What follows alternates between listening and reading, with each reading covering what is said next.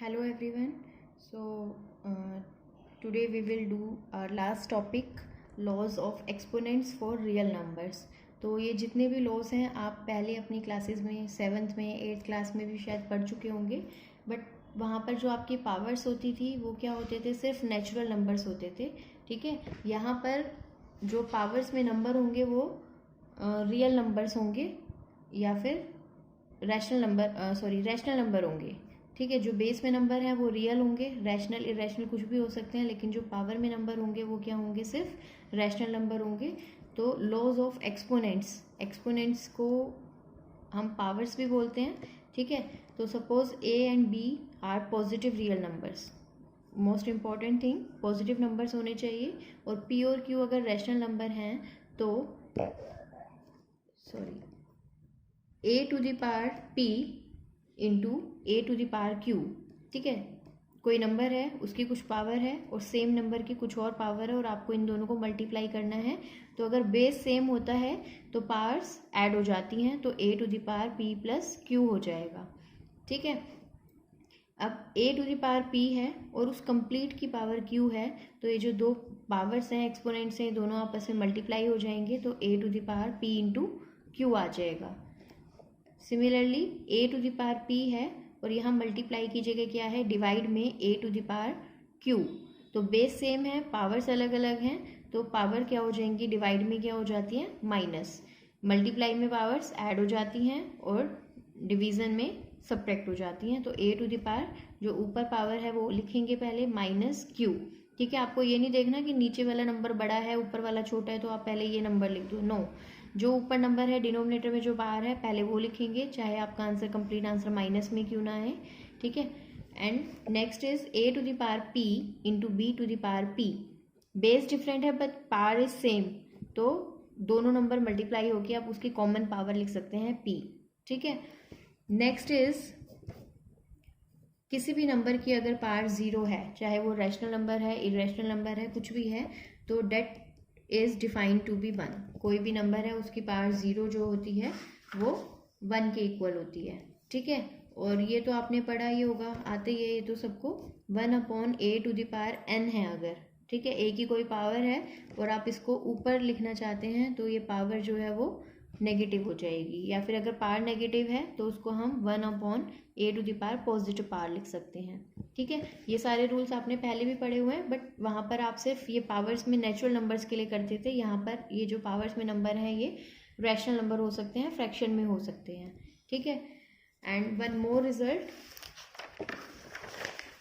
आप इसको ऐसे लिख सकते हैं, अगर कहीं लिखा हुआ है a to the power m/n. ठीक है, तो हम इसको कैसे लिख सकते हैं, इसको हम लिख सकते हैं a का nth रूट और उस कंप्लीट की पावर m. ठीक है, या फिर हम इसको ऐसे भी लिख सकते हैं, जैसे a की पावर m/n है तो हमने इसको लिख दिया a की पावर m और इस पूरे की पावर 1/n लिख सकते हैं. अभी जो हमने पीछे रूल किया था, रूल नंबर 2 की पावर्स आपस में मल्टीप्लाई हो जाती हैं, तो m इंटू 1/n करेंगे तो m/n आ जाएगा. तो ये हो गया. ठीक है, और इसको हम क्या लिख सकते हैं, a की पावर m और इसका nth रूट. ठीक है, अब ये nth रूट क्या होता है, c, ये जो स्क्वायर रूट आप लगाते हो ना, ये किसी भी नंबर का, ये होता है सेकेंड रूट. ठीक है, अगर किसी नंबर का क्यूब रूट करना है तो सपोज कोई नंबर है a और उसका क्यूब रूट, तो इसका मतलब है a टू द पावर 1/3. ऐसे ही अगर a है और यहाँ लिखा है आपने 2, तो स्क्वायर रूट में आप चाहे यहाँ पे 2 लिखो या नहीं लिखो, अंडरस्टूड होता है. अगर आपने नहीं लिखा तो उसका मतलब स्क्वायर रूट ही है, तो इसका मतलब होता है a to the power 1/2. Similarly किसी नंबर की पावर आपको 1/4 है तो आप इसको लिख सकते हैं फोर्थ रूट ऑफ a. ये जो रेडिकल का सिंबल आपने बनाया है, इस सिंबल के अंदर यहाँ पे लिखना होता है अंदर 4. ठीक है, सिमिलरली a की पावर 1/n है तो हम इसको लिख सकते हैं nth रूट. तो ये n छोटा सा हम यहाँ पे लिखते हैं. ठीक है, कुछ बच्चे इसको बाहर लिख देते हैं अलग से, ऐसे लिख देते हैं 4. दिस इज रॉन्ग, ऐसे नहीं लिखना आपको. ठीक है, फोर्थ रूट पावर 1/4 को हम ऐसे भी लिख सकते हैं. तो यही चीज़ हमने यहाँ पे यूज़ की. a की पावर 1/n और उस कंप्लीट की पावर m, तो a की पावर 1/n को ऐसे लिख दिया हमने और उसकी पावर m कर दिया। या फिर a की पावर m/n को हम ये भी लिख सकते हैं a की power m complete power 1/n, तो ये हो गया a की पावर m और उसका nth रूट। ये हमने इससे पहले आप चाहे यहाँ पे ये ऐड ऑन कर लेना, यहाँ पे a की पावर 1/n और इस कंप्लीट की पावर m ऐसे भी लिख सकते हैं, या m की पावर 1/n भी लिख सकते हैं। तो ये आ गया, ठीक है। ये आपको पता होना चाहिए, लिखने आना चाहिए, ठीक है। तो अब कुछ क्वेश्चन कर लेते हैं हम। एक्सरसाइज 1.6, एक्सरसाइज 1.6 में क्वेश्चन नंबर 1 है आपका, find number 1 64 to the power 1/2। इसको आपको सिंप्लीफाई करना है या फाइंड करके लिखना है। ये आपकी एक्सरसाइज है 1.6, ठीक है। 3 क्वेश्चंस आर देयर और उनके सब पार्ट्स हैं, तो इनमें से कुछ मैं सॉल्व करूँगी, बाकी क्वेश्चंस आपको सॉल्व करने हैं खुद से। तो 64 टू द पावर 1/2, तो फर्स्ट ऑफ ऑल मैंने स्टार्टिंग में भी बोला था हर बच्चे को अप टू 30 तो स्क्वायर्स लर्न होने चाहिए, 2 स्क्वायर 4, 3 स्क्वायर 9, ठीक है। और अप टू 25 एवरी स्टूडेंट को क्यूब्स लर्न करने हैं। 1 cube is 1, 2 cube is 8, 3 cube is 27।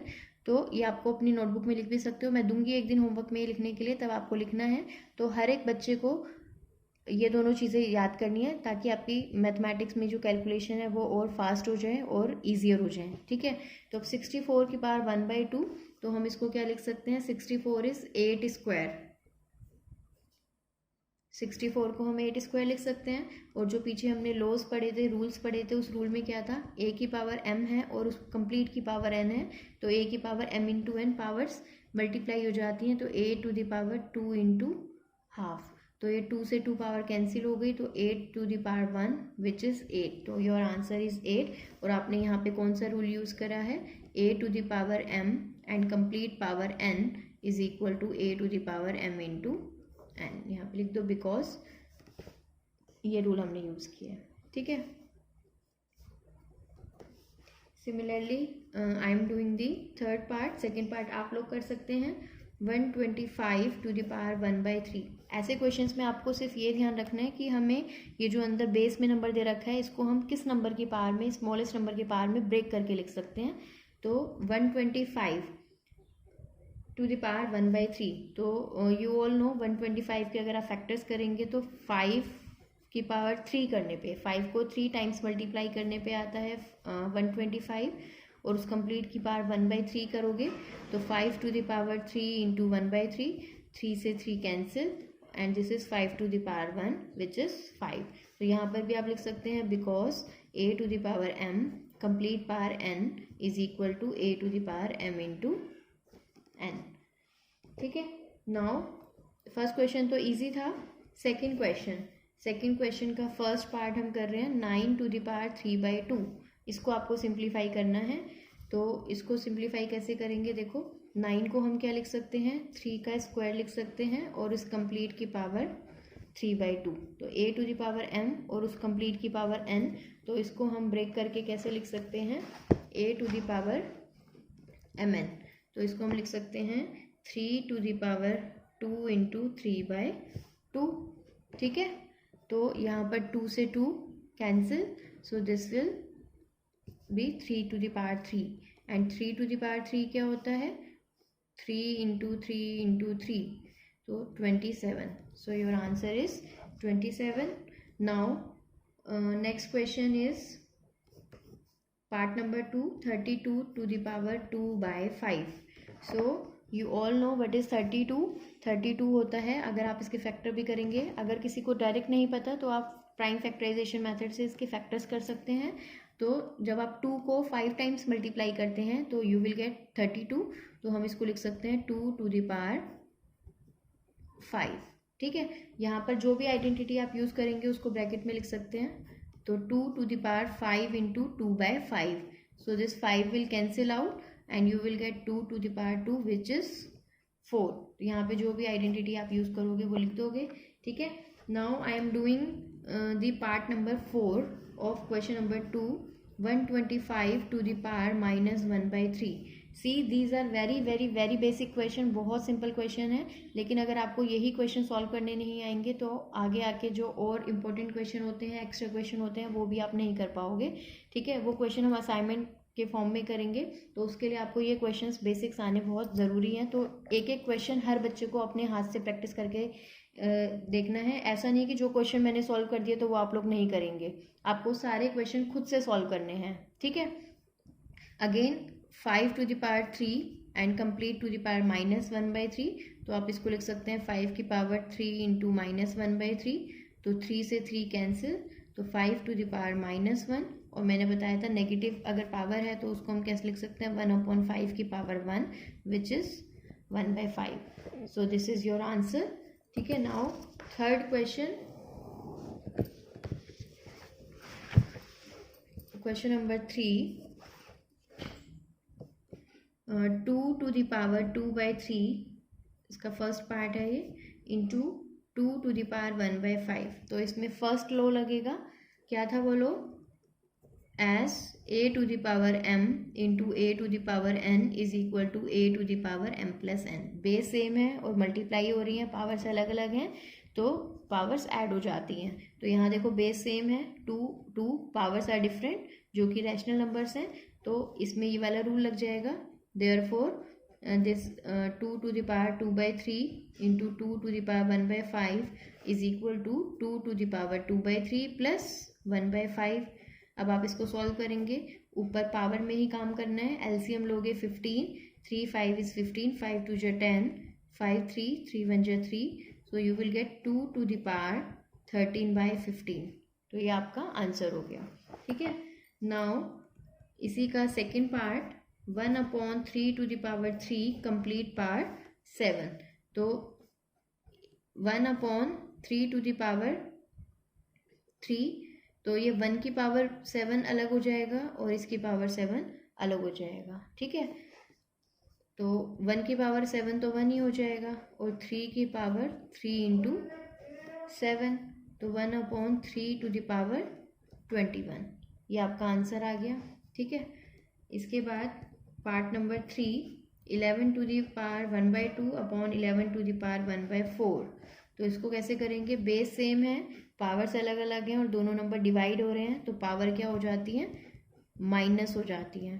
ठीक है, तो 11 to the power आप एलसीएम लेंगे, 2 2 जा 4 -1, so you will get 11 to the power 1/4। This is your answer. और मैंने नहीं लिखा है, जो जो रूल्स यूज़ हो रहे हैं वो आप उसको ब्रैकेट में लिख सकते हैं बिकॉज करके।